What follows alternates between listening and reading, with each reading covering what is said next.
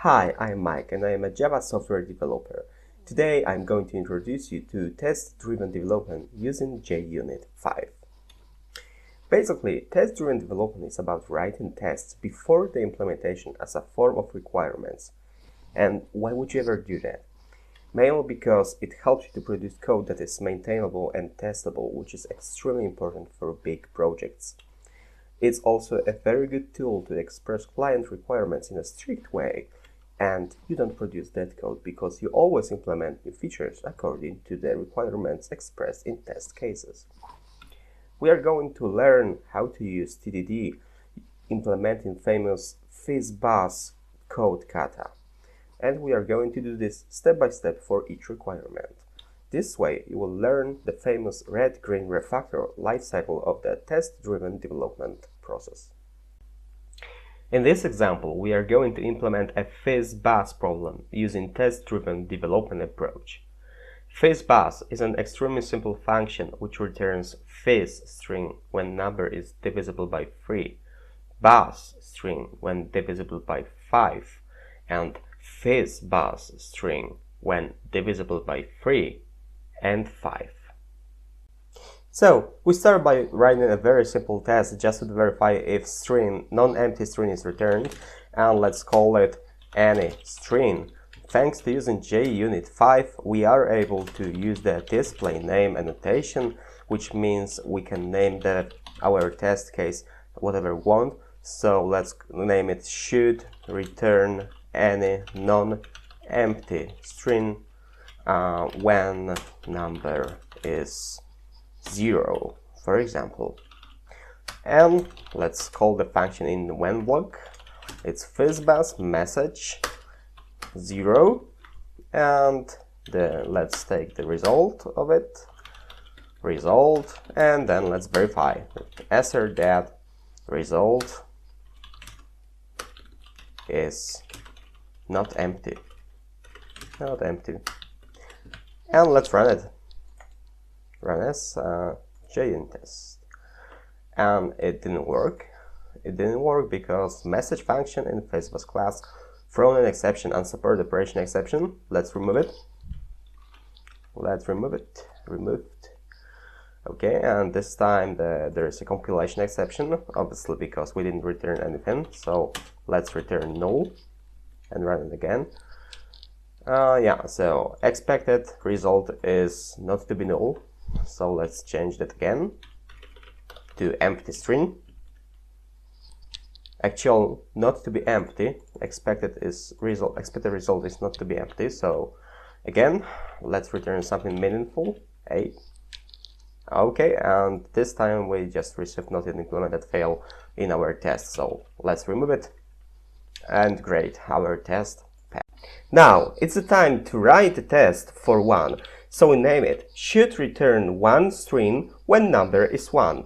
Let's fill in the details. We call message method from FizzBuzz for 1, and we get the value as message, and we assert that message is equal to 1 as a string, and we run it.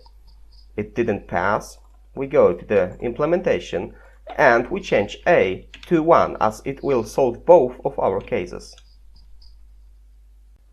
So it's the time to write some more tests in exactly the same manner, but instead of producing new method for each new case, we will use features of JUnit 5 so we can write parameterized tests. So you see there is a new method test FizzBuzz which takes a number and expected message and performs an action for number and expected message, and values are passed as CSV source which can accept primitives and strings.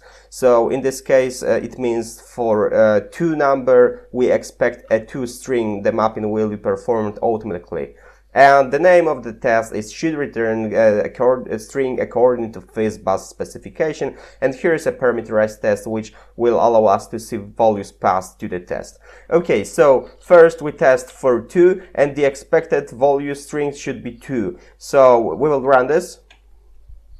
Okay, and it failed. It failed when we get to the implementation because we simply returned 1. So instead of 1, the simplest approach is to return volume of the integer string. So string value of number. And that should pass the test. As you can see, should return string according to FizzBuzz specification, given 2, expected 2. Now we will be writing some more tests. First, I'll remove the method 1 and add it here as a parameterized test to save some space. So 1 and expected 1, and this way I can remove the 1 method, and everything should go exactly the same way. As you can see, it works exactly the same way. Okay, so now we will write the case for free, and this is a critical moment because for free it wouldn't be free, right? But according to the specification of FizzBuzz, that should be fizz. Okay, so let's check that. Let's run it again. And given free and expected is fizz, but it was free. It was free because when we go to the implementation, we see we simply return the value of number. So instead of that, we will add an if switch and we will check if number is free. And if it's free, we will return fizz.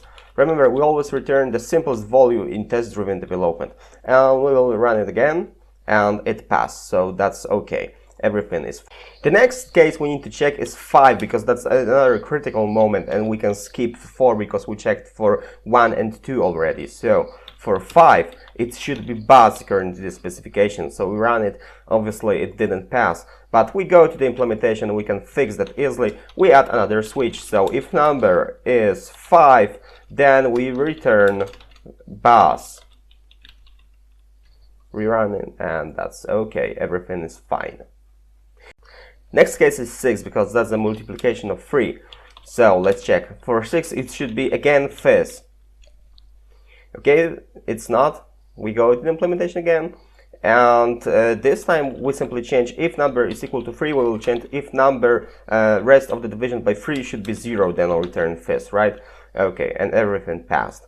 And another case would be 10. We can skip 7, 8, and 9 because we checked for the multiplication. So the 10 would be the multiplication of 5, so that should be buzz. So for 10 we again check if it's buzz. It's not, it's 10. We go to the implementation again, we change the implementation, and again the same way, if number %5 equals 0, then return buzz, and everything passed. So the last, not last, the another test would be 15, right? Because that's the multiplication of 3 and 5, so the result should be FizzBuzz, so that's another critical moment. So for 15, that should be FizzBuzz. So again, to the implementation, we check the implementation, and we always return the simplest value. That's the simplest approach. So if number is 15, then we return FizzBuzz. Okay, FizzBuzz. Great. So another case would be the multiplication of 15, and that would be 30, and again we should have FizzBuzz, right? And it didn't pass because we used a hard-coded value, so we need to change that, and we simply can change it to if it's a multiplication of 15. So if rest of the division by 15 is 0, then return FizzBuzz. And this way our FizzBuzz implementation is correct and ready. Congratulations! You have just learned the importance of short feedback loops, how to express requirements as test cases, and basics of JUnit 5 Jupyter. Thank you very much, and see you next time.